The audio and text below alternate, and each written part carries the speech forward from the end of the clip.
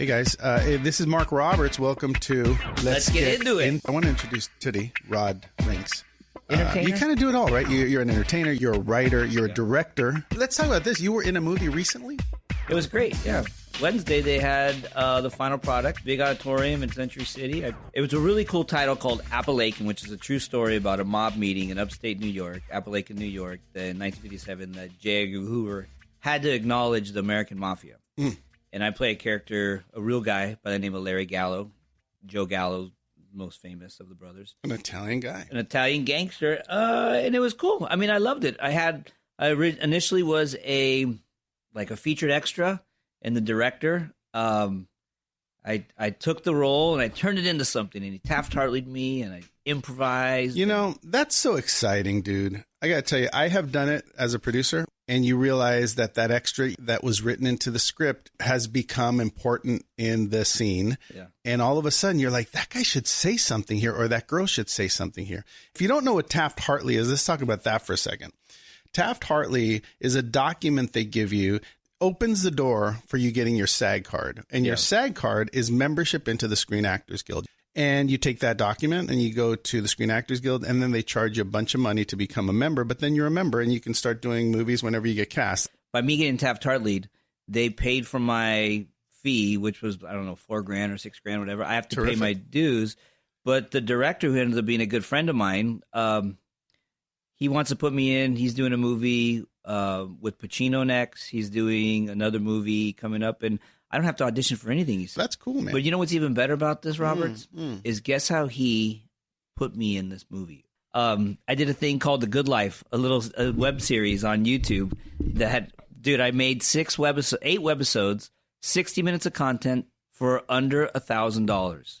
And I utilized all my resources and just did it, okay? And this guy, Danny A., he's the director, who saw my work, he saw my hustle, and that's why he cast me in this movie. There's probably a bunch of people thinking right now, you know, oh, well, there's a catch-22. I can't get into the union if I don't get lines, and I can't get lines unless I'm in the union. Well, there's a story of how you get a job without actually being in the union. So that's exciting. The last time we did the podcast, I was on my way to the Palm Springs Film Festival with Carlos Almaraz playing with fire. It did extremely well. Thank you for asking. Well, I knew it did extremely well. We've been talking about it. It did extremely well. We were selected Best in Fest, which was very cool. As a result, we got a call from a distributor that I was talking to. We're meeting with Netflix about potentially selling it, and then so it's a doc. Are you thinking about doing like a feature-length film? I've done what I wanted to do. I'm moving on. Did you direct this though? I did not. You directed. I have directed. I did a documentary on Johnny Porsche, right? And you sent me a link. That's right. And I was laying in bed one night, and I put it on. It was so compelling, and the way you pieced this story together was incredible. And then when I saw you, I think I shot you a text after. I go, wow. Thank you. I knew the story so well that I just decided, you know what, this is something I'm going to do myself for the sake of doing it quickly. Yeah. And also, it just doesn't feel like I need someone else to get involved. So I did it myself. I'm currently recutting it to come up with a more compelling version, and it should be ready soon. That was pretty compelling, though. Thank you. Well, I appreciate that. I worked hard on it. I had to be honest with myself about the Porsche documentary because, you know, a lot of salacious things are happening in true crime. There's fathers murdering their girlfriends who are pregnant and then murdering their 3 kids. I mean, there's some pretty horrendous stuff happening. So to do a movie or a documentary that's going to affect a buyer in a way that they say, oh, this is important to put on television or to put on a streaming service or whatever, it's going to have a really solid story and a really good wrap up. So I had to find a new way to tell that story and, you know, to be continued because I'm still working on it. Anyway, what I wanted to get into today, let's get into this. Let's get into raising money. Let's talk about the different levels because there are people around you that are willing to invest in you. There's so many different facets to financing a movie. I'll give you a great example. I have a lawyer that I work with. His name is Walter Batt. He's a tremendous lawyer. He's also great at taking investors that I talk to and finishing up their deals. So let's say I have a movie or you have a movie and you speak to someone and they say, I would be happy to give you $100,000 to make that movie. I want to be your executive producer. You say, great. Let's do it. So you have all these creative conversations, but now comes the time when you have to get them to write the check for $100,000 and hand it to you. All right. So how do you get them to hand you $100,000? Well, it's not going to be that easy because you've had these awesome creative conversations. You pitched them. They read it. People with a lot of money are smart. They don't like to part with their dough. So what I do is I work with Walter, my lawyer, and the way it works out is I'll say to you, hey, do you want to do this movie? Say yes. Yep. I'm going to need $100,000. Yeah. Okay, good. So we're in. We're doing this. Let's shake hands on it. We shake hands. Okay, I just shook your hand. We're good. So then I say to you, look, I'm going to have Walter Batt call you. He'll fill out all the paperwork. He has a trust account. You'll transfer your $100,000 into his trust account. Once we sign our deal, he'll release the money to me, but not until you're satisfied with your contract. And then who draws up the contract? Walter Batt does? Your lawyer. So if you can find yourself a lawyer to work with that understands what you're up to, then you can pass on the business conversation of getting your money for your movie onto your lawyer so that you can continue to be creative and have fun with your investor. Because no one wants to talk about the money. No one wants to talk about money. And you're good at that. Like you and I have had deep conversations in Vegas over sushi. Like, right. What have you... I'll give you another great example. Okay, hey, you've been talking to Tootie about this movie, and I hear that you guys have agreed on $100,000. Yes. Okay, great. So, look, Tootie's a great guy. He's a superb producer, writer. I'm sure you guys are going to do a great business with this. So here's what I'm going to do. I'm going to write up a 2-3-page contract, which draws out the agreement as you guys discussed it. Whatever you own and what you decided is going to be in there. Whatever you're going to get as a premium on your money is going to be in there. What I'll need you to do is to transfer the $100,000 into my trust account, which is governed by the laws of the legal world. Yeah. And once you and Tootie sign, I'll release it to the LLC who's going to handle the film, and boom, you guys get to go be creative. So Is that okay with you? I love that. What's going to happen, you're going to split 50-50, right? The ownership of this company, which is the script. And eventually it'll be a movie. You guys will split it 50-50. For investing in the movie, you will get 10 to 20% back on your initial investment. What does that mean? It means that if you put in $100,000 and the movie makes $200,000, you'll get $110,000 back first. Right. And then you and Tootie split the rest 50-50. Okay. That's it. And is that a standard agreement? Standard agreement. 50-50. 50-50. 10 to 20% back on your money. That's it. Bam. Handshake. Bam. Let's sign. Walter, take care of it. Now let's start talking about character. That's right. That's a very easy deal. You pass it on to your lawyer. Your lawyer tells the guy, this guy's great to work with. Here's the way it's going to shake out. And it's super simple. Now, not every deal is straightforward like that, but really, if you're going to be successful at raising money, it's going to have to be a conversation that is completely transparent and absolutely fair. Yeah. Like, you're not trying to pull a fast one on anyone. If you're putting up all the money, I should give you 100% back plus 10 or 20% as a premium. Yeah. Then after that, we'll split whatever profits. Because you, out of your 50% as a filmmaker, if you bring on Mario Lopez, you have to offer him some of the back end, right? Right. If you bring on Julia Roberts, you got to offer her some of the back end. Yeah. So you figure that out on your side. It doesn't have anything to do with the investor. Yeah. That's an exciting relationship, because if you have to do it all, raise the money, do the contract, make them sign, get the check, put it in the bank, and do all that, it becomes really, really complicated, because you're the filmmaker. You should be able to have creative conversations, and money conversations should go to your lawyer. So find a lawyer that will make you look good in the conversation with your investor, and someone that will make an investor feel like, wow, this is really a tightened ship. Yeah. Because if the contract got made by the filmmaker, I don't know how comfortable I'm going to be putting up that money. Right. Right. If a lawyer calls me and goes like, hey, you talked to Tootie, and here's the deal, and here's how it's going to work, and here's where you sign, and it's going to go into trust, and you guys should be good. It becomes a very simple thing. So right there alone is a piece of gold that I just laid upon your desk. No, it is, because I had no idea. I thought, I'm meeting with a couple guys, and it's almost like, oh, yeah, cool, man. I'd love to be a part. That's one thing. I'd love to be a part of it. And then it comes like, okay, how much of a part of it do you want to be, bud? Do you want to be $100,000 a part of it?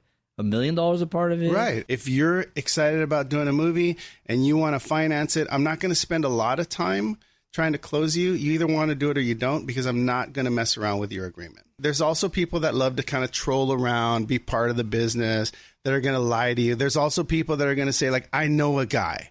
Okay. Yeah. Now, this is really important. Yeah. Okay. I know a guy. I have to tell you that if a guy knows a guy that knows a guy that has all the money, you are months away from the possibility of that being a reality. The guy that knows the guy is, first of all, not the guy. Secondly, you don't know what the guy with the money feels about the guy that knows that guy. That's true. You're right. I don't like being introduced to people if I'm not completely 100% certain that you are going to be a great introduction for me. I have been introduced to people, and those people are like, this guy's introducing you. This is not going to be a deal. Number one thing, make sure that if you're going to be introduced by someone who says, I know a guy, that guy is well respected by the money guy.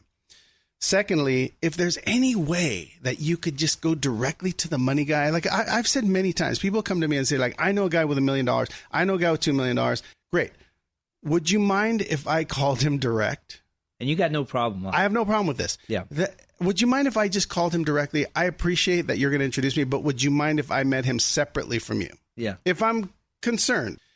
Because it doesn't always work. Yeah. And you never know, right? So if you're looking for dough, I would say go directly to the person who has a check. If someone says, I know somebody great, can we meet him together? Not like, let me present him your idea. No. I can't. Yeah. You can't take my idea and go present it to someone. I would like to meet him myself. I would like us to do it together. Yeah. If that happens, go ahead and do it. Yeah. Because then you will shine through with your ideas and your concepts or whatever. Because it could be a lot of talk. Yeah, it sounds great. Sure, absolutely. But when the hand goes out and you lock eyes and you say, so we got a deal? Yeah. We got it. Yeah. All right. Walter's going to call you in the morning. If an investor says to you, hey, you know what? I like what you're talking about. And you reach your hand out and you shake on it. A lot of businessmen are very, very honorable in that way. They will shake your hand. They'll look you in the face. And then tomorrow morning, they will take that phone call from Walter. If that phone call doesn't go through the way you planned on it the next day, you know what you're dealing with. Yeah. Why didn't you tell me that when I was going through this? How great is that? It was see. Makes sense to me. Okay, good. I'm ready to pitch. He's ready to pitch. He's got a little bit of, hey, Nichols, you're single. You want to invest in a movie? What do you got? I don't want to miss anything because I think this is really an important conversation. I want people to be inspired. Yeah. I want people to know that the money is around them. Don't take it from your family. Don't take it from your family. Listen to me. Don't take it from your family. Take it from people that are interested in the business, that are out making money somewhere else. You've raised small amounts of money. Yeah.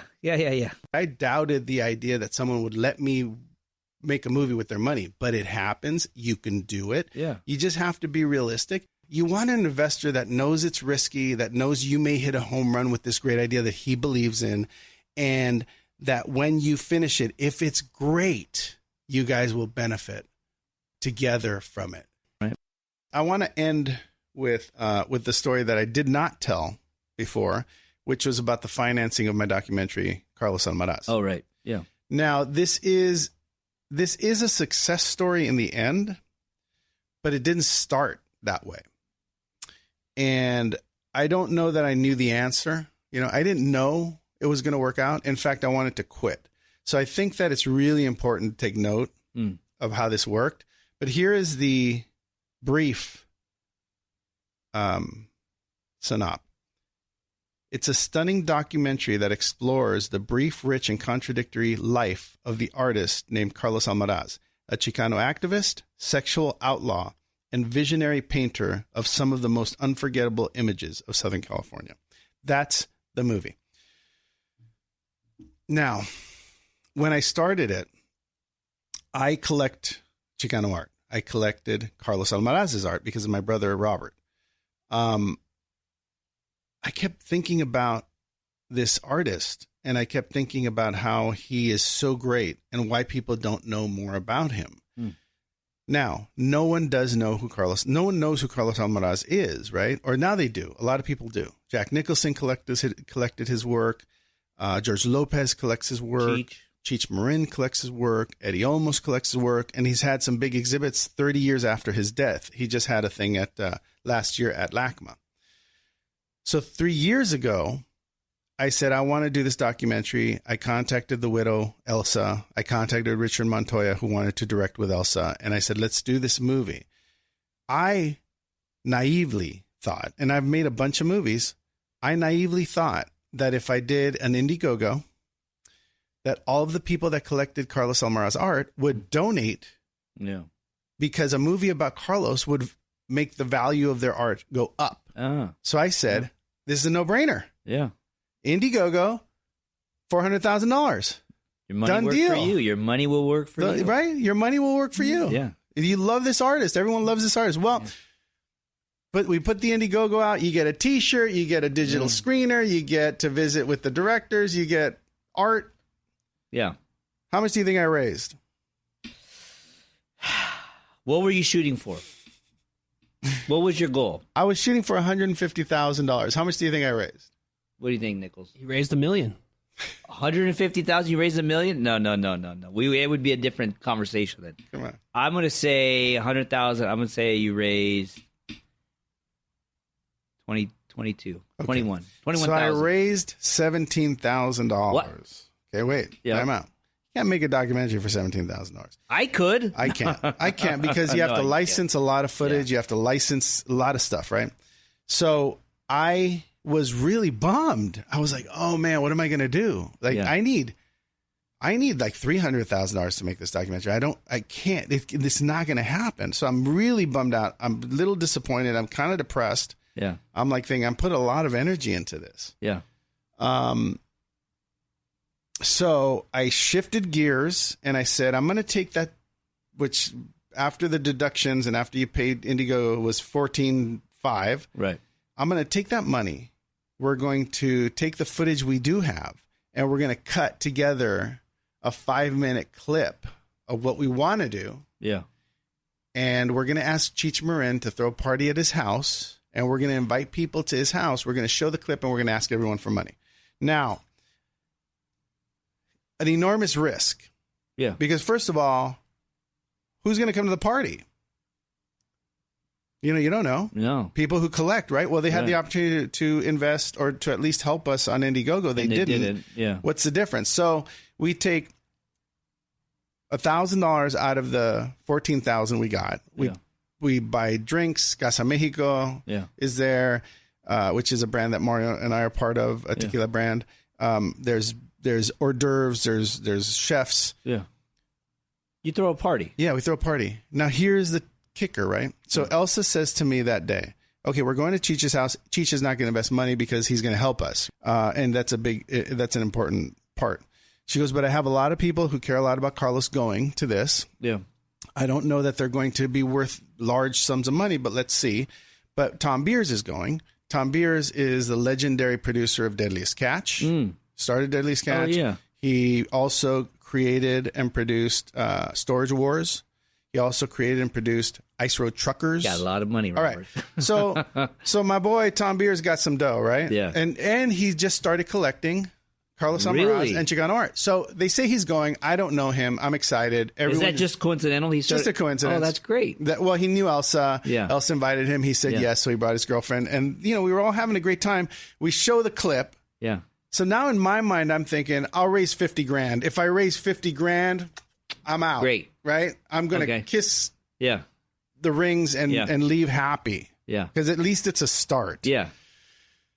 So Castulo de la Rocha, who was also an exec producer on the movie, is the head of Altamed. He's also one of the premier and largest collectors of Chicano art in the world. Yeah. And cares deeply about Carlos Almaraz. Yeah. He shows up.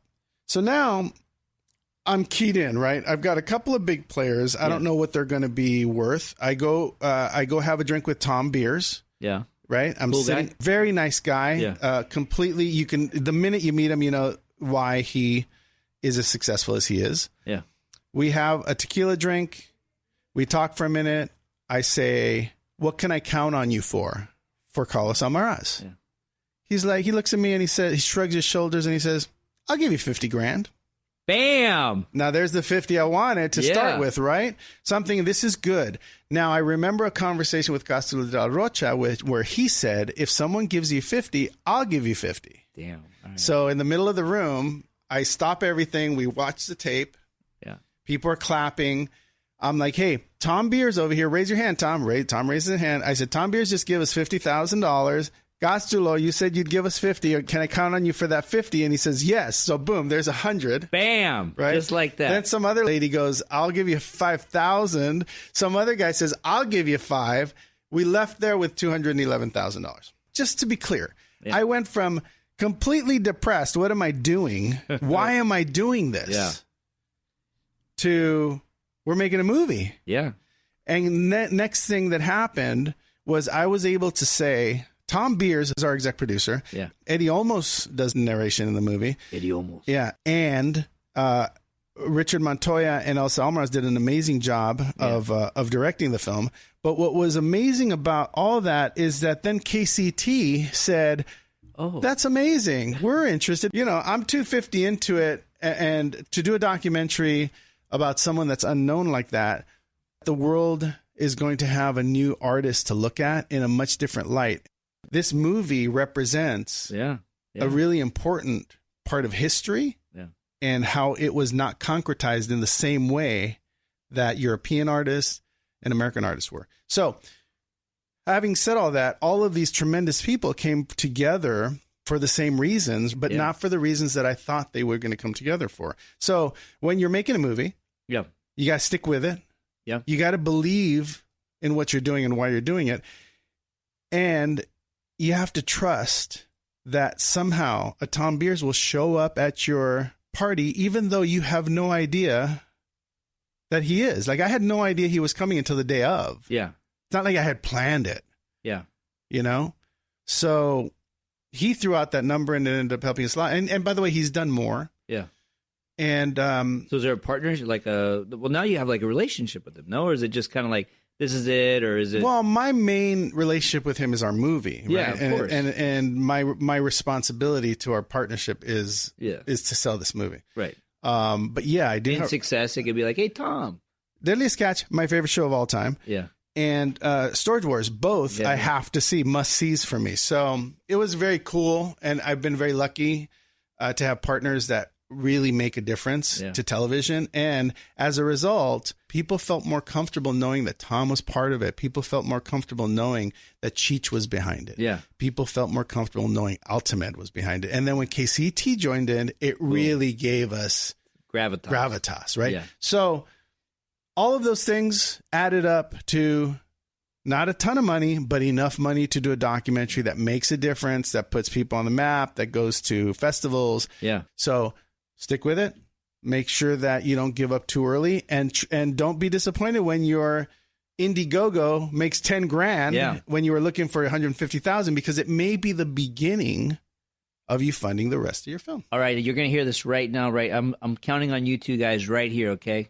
When I start shooting my movie next month, I'm going to throw a party at my house. I'm going to show the dailies, and you guys better pitch in some money for my post. I'll only do it if it's a finished 5 minutes. Oh, come on. Your thing wasn't done. Anymore. Come There's on. no such thing as dailies. I got $12. I'll give you $25 for sure. 25. All right. Well, think about it. Get some wings with that. That's true. I could get some wings. Well, I'll give you some Casa Mexico tequila. All right. Just reproduce it. Look, anything's possible. You never know who's going to be part of what you're doing. So, one last question for you, Roberts. You mentioned El Mariachi. So they have a show on El Rey. I think we've talked about this. Rebel Without a Crew. Robert Rodriguez made El Mariachi for $7,000 25 years ago. Allegedly, right? I mean, you kind of schooled me on some stuff. Do you think it's possible to make a feature film in today's market, in the landscape of what we have now, with people shooting stuff on iPhones and all that stuff, for $7,000? I think more so than when he did it. That's the beauty of independent film, is that anything's possible. I think a $7,000 film can be made today and made great. If you like, I think, to answer your question, yes, it's possible to do anything for any amount of money. Yeah. You just have to hope that you have the kind of talent that Robert Rodriguez has. Yeah, exactly. Anyway, I hope that there's a lot of inspiration in there. I think there's a lot of great conversations about how to raise money for what you're doing. Anything's possible. There's money all around you. People have it. Hit somebody that believes the way you believe. Why not take a chance? Take a shot. Yeah. Use some money that someone has laying around that would love to be part of something exciting like this, and then go give it your best shot. Bam, there it is. We got into it. That was good. We'll talk about other stuff We got next to talk time. about the stuff we got going on. We got some stuff cooking. I want too. to talk about Scam Likely, who's calling me literally every day, and I don't even know who that is. Maybe he's got some money. Scam Likely. He might give me some money. Anyway, thanks everyone for listening. We'll see you guys next time. See you later.